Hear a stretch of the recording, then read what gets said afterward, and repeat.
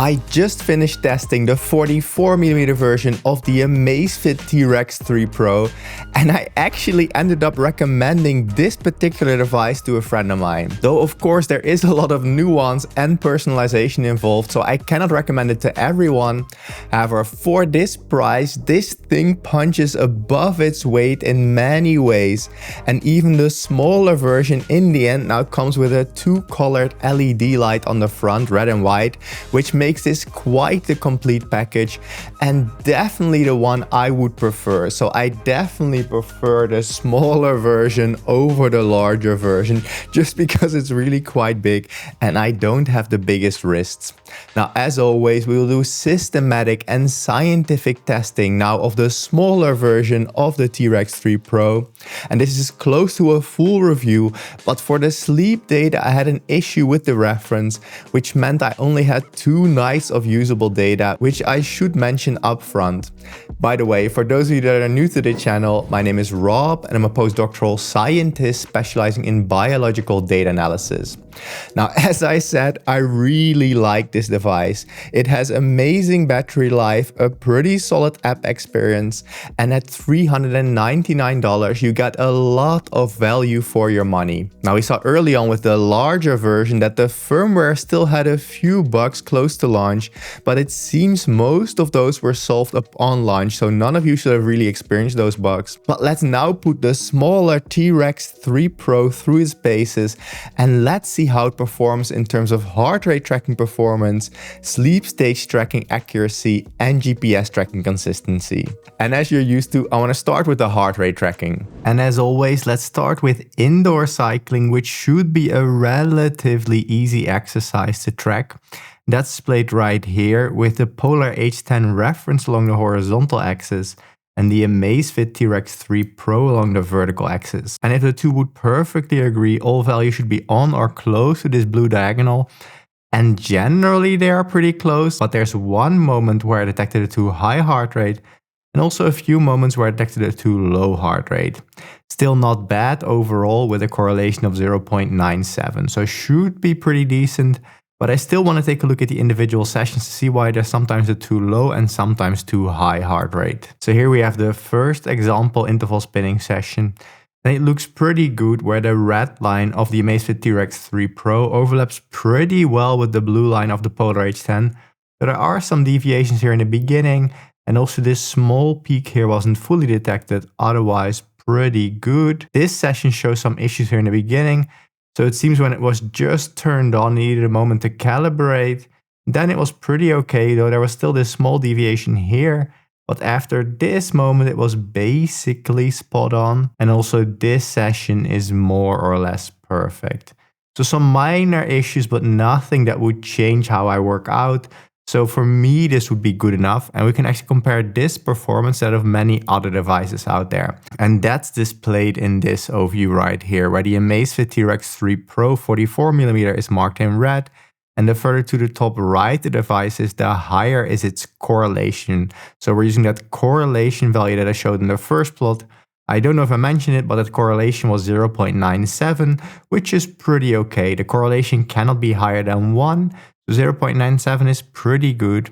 And if we zoom into just the better performing devices, so just those with a correlation of 0.95, we can see that this testing of the Amazfit T-Rex 3 Pro 44mm is close to the Amazfit T-Rex 3. But interestingly, for instance, the Amazfit Helio Strap Special Edition, also the other Amazfit Helio strap I tested worn on the wrist, and the Amazfit Balance all did a bit better. And I don't know if this has to do with sort of the shape of how the sensor is set into the watch, if there's more or less likely, or if still lighter devices have a better fit on my wrist. Interestingly, also the original Amazfit T-Rex 3 Pro did do a little bit better. But again, we only had those small deviations and those really affected the correlation already. So maybe correlation isn't the best metric to use here. Still, overall, all of them would be good enough, so not much to complain about. So for indoor cycling, the results were good enough, I would say. Not perfect, but nothing major that would affect my workouts and the way I plan them based on my heart rate, so good enough for me. Of course, this is how this device functions on my body, so there will be some person-to-person variation. However, this overview that I provided will give us a good first indication of how the Amazfit T-Rex 3 Pro compares to the competition. However, let's now make things a lot more difficult and let's take a look at its performance during running. By the way, if you want to get the best custom running plans, I recommend the Runner app. It's the app I use myself to plan both my runs and to get live guidance during my runs. If you want to try it out for 2 weeks, check out my affiliate link up here or in the description below. But what you're interested in is the running results, so let's get to those. And here we have a similar overview to before, but now for running outside. And this looks pretty good, though there is one moment of more severe deviation. And it also appears that sometimes it detected a slightly too high heart rate, so I'm not really sure what's going on here. There's quite often a few BPM deviation away from the blue line. It definitely still seems good enough, but I suspect there were some minor deviations. So let's take a look.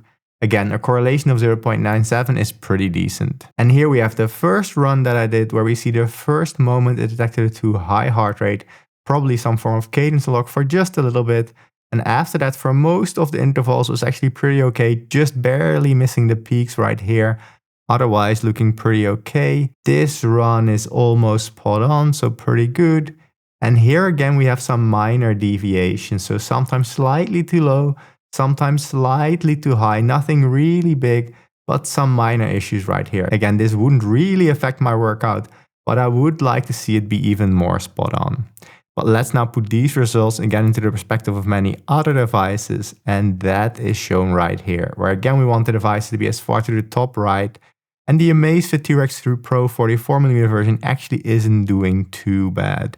It's close, for instance, to the Amazfit Balance, but also, for instance, some Garmin devices like the Forerunner 570, the Forerunner 165. But let's actually zoom in a bit. And here we have that zoomed in view, so these are just the best devices with a correlation of 0.95 or higher. And indeed, it's actually not doing too bad. It's actually not far away from the Amazfit Helio strap worn on the wrist, which I tested 2 times, so the special edition and the normal edition, which should actually be the same. And the T-Rex 3, the original one, is also not too far away from this result. So overall, I would say pretty decent result and probably good enough for me. So the running results are pretty okay, though 2 of the runs did show some small issues. Nothing super major, but it still indicates to me that the combinations of both sensor and firmware might still struggle with some minor cadence lock or interference problems. It's probably good enough most of the time, but as you saw, every once in a while it might be 10 to 20 BPM off for a bit, at least on my body. But next, let's take a look at the results for biking outside. But before doing that, you know the spiel. It's not cheap or easy to run this channel. I pay my to Alex, buy devices, camera equipment, and I've never had a sponsor so far. So if you want to support, you can become a YouTube member, which is like Patreon on YouTube, and it gives you early access to some of my videos. You can also use my general Amazon affiliate link as the new way you go to Amazon, and click that before making any Amazon purchases.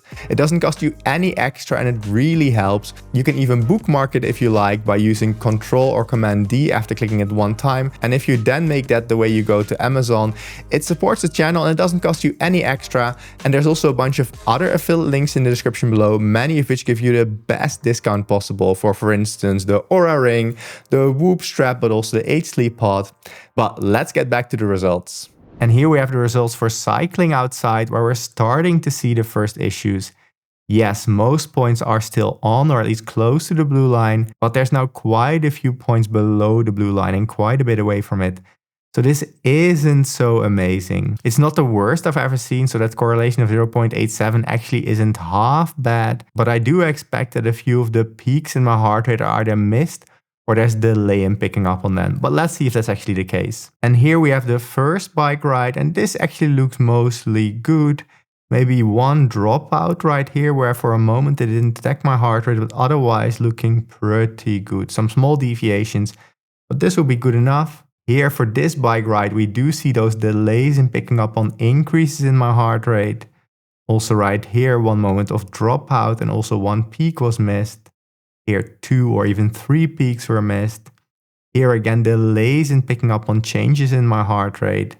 The same for this one, looks a little bit better, but still not great. This again looks quite okay with one peak missed right here and here a loss of signal.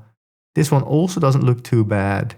Here is a pretty good result with some minor deviations in the beginning, but this one again doesn't look that great. So sort of mixed results.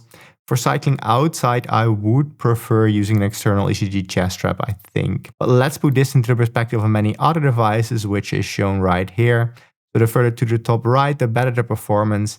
And the Amazfit T-Rex 3 Pro is somewhere in the middle of all devices. So not bad, but also not great. We can actually zoom in again to just the better or at least somewhat good performing devices. So I filtered it now for just devices with a correlation of 0.8 or higher. You can actually see that this testing is very close to my original testing of the Amazfit T-Rex 3 Pro and also the testing of the Amazfit T-Rex 3. So the change in size doesn't appear to have a major influence. Again, out of all devices, probably Apple Watches, Pixel Watches, and also some Huawei devices are some of the best devices out there for heart rate tracking. So for the biking results, we definitely have some issues. Here I would recommend using a chest strap paired with the Amazfit T-Rex 3 Pro. The problems aren't the worst I've ever seen, but the deviations are enough to make me want to use an external chest strap with the T-Rex 3 Pro or JUX. But what about weightlifting? Can you wear the Amazfit T-Rex 3 Pro to the gym and will it give you good heart rate? Well, let's have a look. And here are the results for weightlifting, which are basically as expected. The moment I start doing an upper body workout and I have an increase in my heart rate, which means there's also a lot of tension on my wrist, the Amazfit T-Rex 3 Pro doesn't appear to always detect that increase in heart rate, which is why there's quite a few points below the blue line here in the higher heart rate range. That also leads to quite a low correlation at 0.82, but we can actually look at the individual sessions to make sure. Here we have the first weightlifting session, which shows exactly what I suspected. So in the blue lines, you can clearly see the increases in heart rate each time I did a set. And those weren't detected by the Amazfit T-Rex 3 Pro. Same one for this session. The same pattern for this session right here. And also for this last session. Maybe this peak here was detected. But overall, it just wouldn't be good enough. Just use a chest strap. Well, that's definitely not good enough. On my body, the results were good enough for indoor cycling, close to good enough for running outside, but for both cycling outside and weightlifting, I wouldn't use the built-in heart rate monitor of the T-Rex 3 Pro, at least I wouldn't fully rely on it. In those last two cases, so for cycling and weightlifting, an external chest strap will definitely give you improved heart rate tracking performance. So those are the results, but let's next take a look at the results for sleep stage tracking. Can the T-Rex 3 Pro, the 44mm version in this case, track my sleep stages? Now, as I mentioned, I had quite a few issues with my reference device for a period, which only left me for 2 nights of usable data when I was also wearing the T-Rex 3 Pro 44mm. So treat these results as sort of early results, but they were pretty clear and interesting still, so I still want to share them, so let's take a look. And here we have an overview of the sleep stage tracking performance. Now on top here we have the reference, which is the Z-Max EEG headband, and which was specifically designed for sleep tracking and is used in several scientific studies. It's not perfect, especially when it comes to awake detection, so we will be focusing on deep sleep, light sleep and REM sleep. And on the left right here we have the sleep stages as detected by the Amazfit device. And if the two would perfectly agree, all values on the diagonal here should be 100%. So each column here is normalized to 100%. So we can see, for instance, right here that about 79% of what was deep sleep according to the reference was also detected as deep sleep by the Amazfit T-Rex 3 Pro. So that's pretty decent. Light sleep agreement is also really good at about 83%. However, REM sleep detection just isn't very good at about 34%. I do again have to highlight, I had very limited data to work with, so there's a large error margin on this result. But overall, this is somewhat as we've come to expect from Amazfit. And again, we can put these results into the perspective of many other devices I've tested before, and that's displayed in this overview, where all the devices marked in green were tested against the Z-Max EEG headband, so the same device we used in this video as a reference. And the Amazfit T-Rex 3 Pro 44mm version is marked in green right here. So it's doing pretty okay, but not great. It's somewhere in the middle of all devices, close to a lot of Garmin devices. And also very close to my original testing of the Amazfit T-Rex 3 Pro, and actually also not that far from other Amazfit devices like the Amazfit Balance, the Amazfit Bip 6, and the original Amazfit Balance right here. So overall, somewhat as we expect from Amazfit devices. And I cannot really explain why, for instance, the Amazfit Helio Strap Special Edition did better on me than these other devices. I heard somewhere that Amazfit had updated their sleep stage tracking algorithm, and I assumed this was across their lineup. So when I saw increased performance in my initial testing of the Helio Strap, I expected this would also be true for the other devices. But maybe the testing of the Helio Strap was just a fluke and more optimistic than it should have been. I'm actually doing more testing of the Helio Strap now on my biceps. So let's see what those results are if I do that for a month or two. But overall, I would say deep sleep agreement is pretty okay on the Amazfit T-Rex 3 Pro. But the REM sleep agreement just doesn't seem good enough. Though again, this is an initial review. Now at the moment, I would say there are 5 or 6 best brands in terms of sleep stage tracking. On iOS, there's the Apple Watch, which is pretty solid, especially when you have sort of no sleep issues. If you have major sleep issues, almost none of these devices will perform well. There's also the Pixel Watch, which does really well, and this is on Android, but you can also get a Fitbit device, which has the same sleep stage tracking. The Nukua or Sleep 2 app is also doing really well. Whoop has gotten improved sleep stage tracking, which is also really good, so I'm really happy with that as well, and the same goes for the Oura Ring. None of these devices are really that cheap, except for potentially different Fitbit devices. And finally, there's the 8 Sleep Pod, my overall favorite sleep improvement device. Now, regular viewers will know all about the 8 Sleep Pod. It's really expensive. It's not a wearable, so not something you wear on your wrist, but something that goes around your mattress like a mattress cover, and it even has an integrated blanket now. And there's all sorts of sensors in there which track things like your heart rate, your sleep stages quite reliably actually, and also quite reliably your heart rate variability. So you don't have to wear anything on your body, but it's really expensive. Now the reason I love it, even though it's that expensive, is because it can actively cool and heat each side of the bed independently, both on the surface of the mattress and if you want to also in the blanket itself. For me, this is a lifesaver in summer because I'm a really hot sleeper and I really need to be cooled down. And when it's quite hot outside, I really suffer. So this has been the godsend for my sleep quality in summer. And even in winter, I like to have it heat up the bed a bit before I get into it, which feels really nice. And the moment when I have a partner, she can set her side independently because I really need my bed to be quite cool. But then the other person can just set their temperature and you're both sleeping comfortably.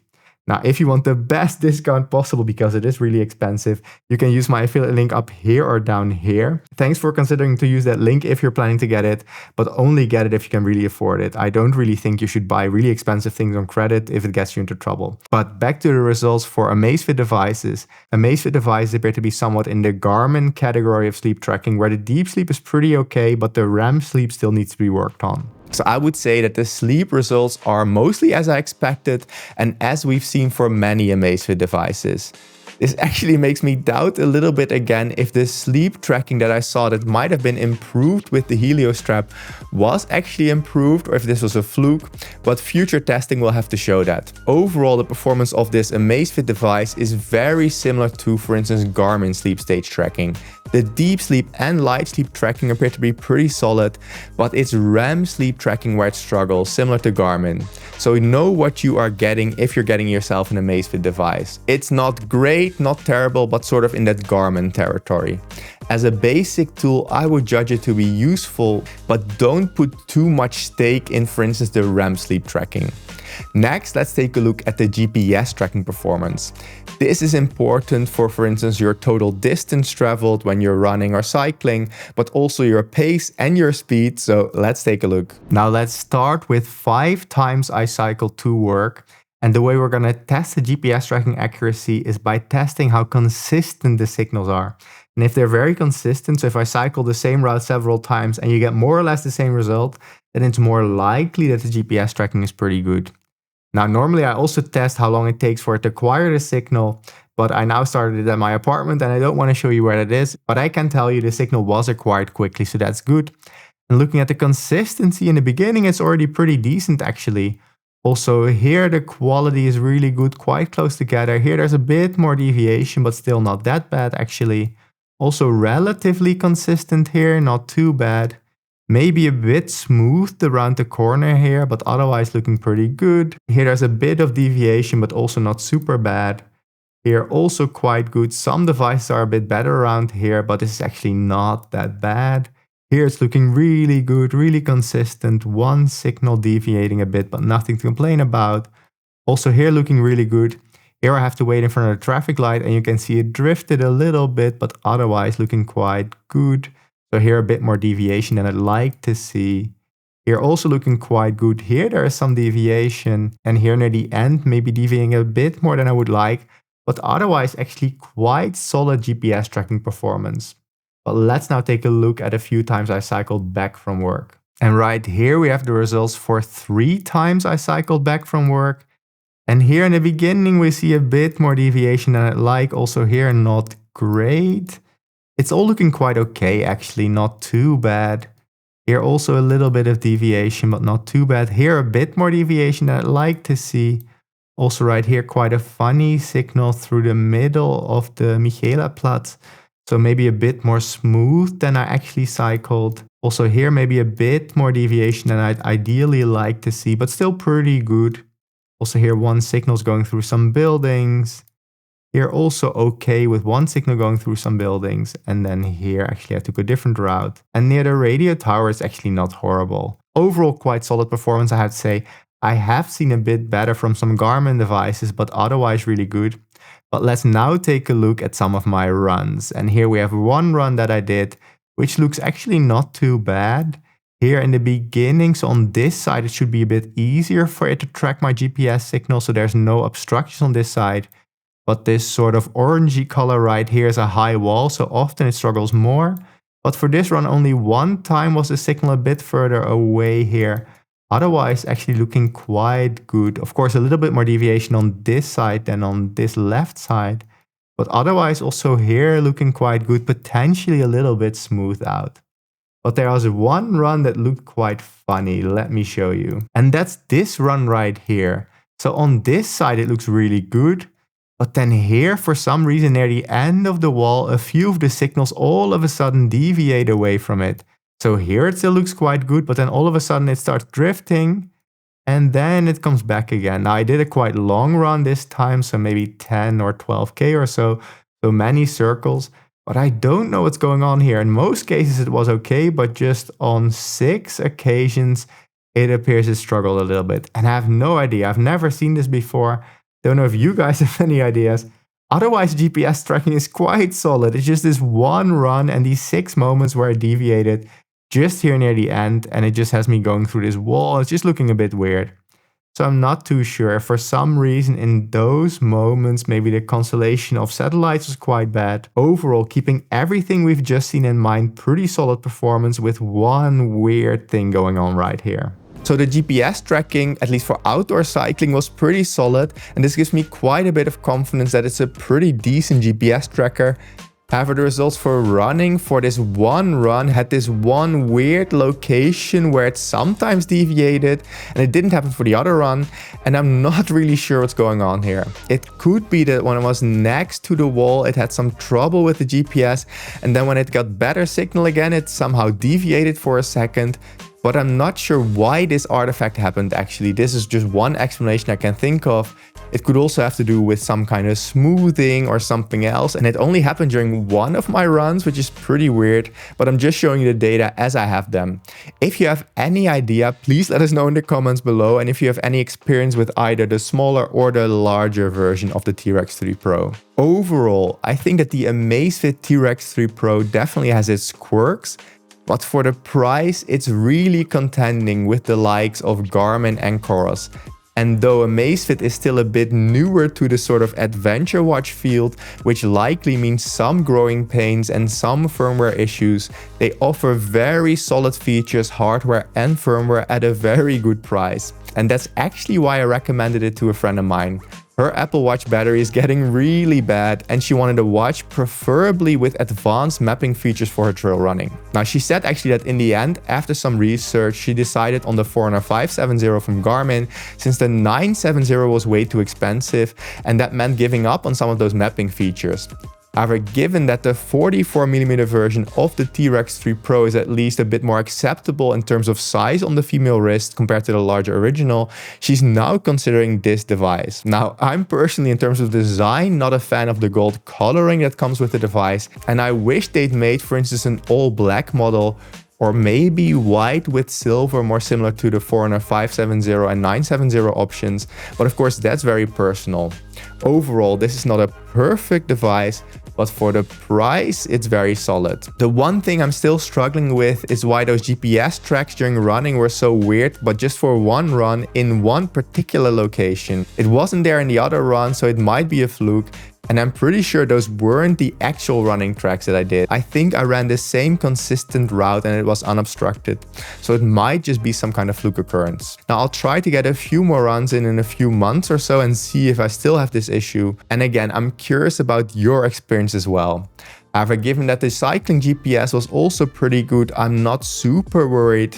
Now, if you do decide to get a T-Rex 3 Pro, a Whoop strap, an 8 sleep pod, an Aura ring, another device, or anything at all on Amazon for that matter, even something as small as toilet paper or a new coffee grinder, you want to get the best discount possible and also support the channel, use of my affiliate links down below would really be appreciated, and in many cases you're also supporting your own wallet. Now, I think you will like this video on the Garmin Forerunner 970 or this video on the 8 sleep pod.